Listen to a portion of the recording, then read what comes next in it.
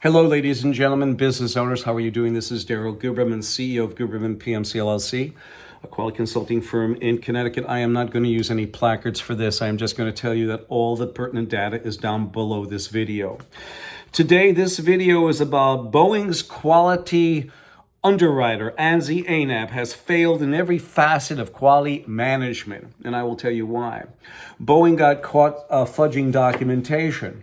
They also got caught most recently, and they're a steel manufacturer, Kobe Steel. So feel comfortable when you go on those planes because you don't know, if tensile strengths, modulus of elasticity of these aluminums that are going on there, composite probably possible failures because in the Boeing Bell composite facility, they just got fined by the DOJ, which also sits on ANSI's board, for $8.1 million because they were fudging documentation on their autoclave cycles from 2007 to 2018 for 11 years. You also have Pfizer, who also sits on ANSI's board, that skipped quality processes and standards. They use ANAB accreditation. And I will say this. You have the International Accreditation Form incorporated in Delaware. It is a repository for both national and international accreditation bodies. ANSI-ANAB are underwriters for all of those accreditation bodies on there, and also they're underwriters for the International Laboratory Accreditation Cooperation. So they've failed in every step of the way. And then you have Lockheed Martin, Jim Tassett over here.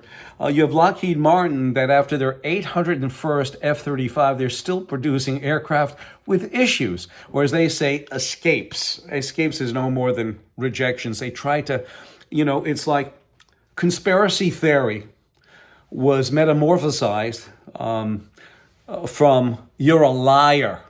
So now people say conspiracy theory. And if you hear anybody say that, ask them, what is the origin of that? If you want to find out the origin, give me a call, 203-556-1493, or Daryl, tqrs@yahoo.com.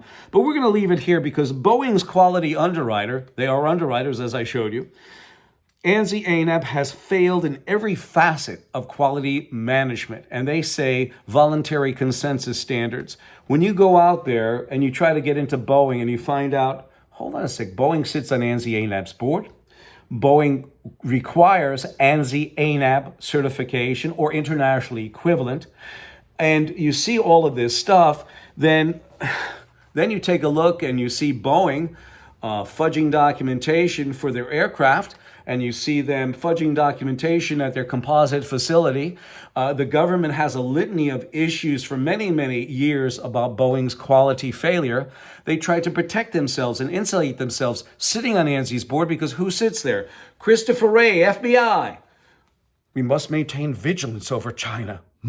But between 2015 and 21, the FBI, because their membership on ANSI and ANSI-ANAB sitting on the IAF, International Accreditation Forum, which between 2015 and 21 was controlled by a communist Chinese national, Zhao Jinwu, who is mandated by his country of origin to take our data. Don't let Chris bullshit you, because it's true. It really is. I wish, I think Chris ran out because he knew I was going to mention him in this video. He's kind of camera shy, except when he starts bullshitting about how we must maintain vigilance over China. And it's just absolutely a shame what is going on here in our world. That you have a guy from the FBI, you also have the FTC, FTC on board, DOD, DOJ, CDC, NIH, FAA, FDA, USDA, EPA, Securities and Exchange Commission. My telephone number is 203-556-1493 or Daryl, DARYL, TQRS@yahoo.com. I thank you. You can find the data all down below in the description. There's several PRs down there. There's a PR that's most recently coming out concerning the 50 planes with the rivet issues, and you will see. I thank you.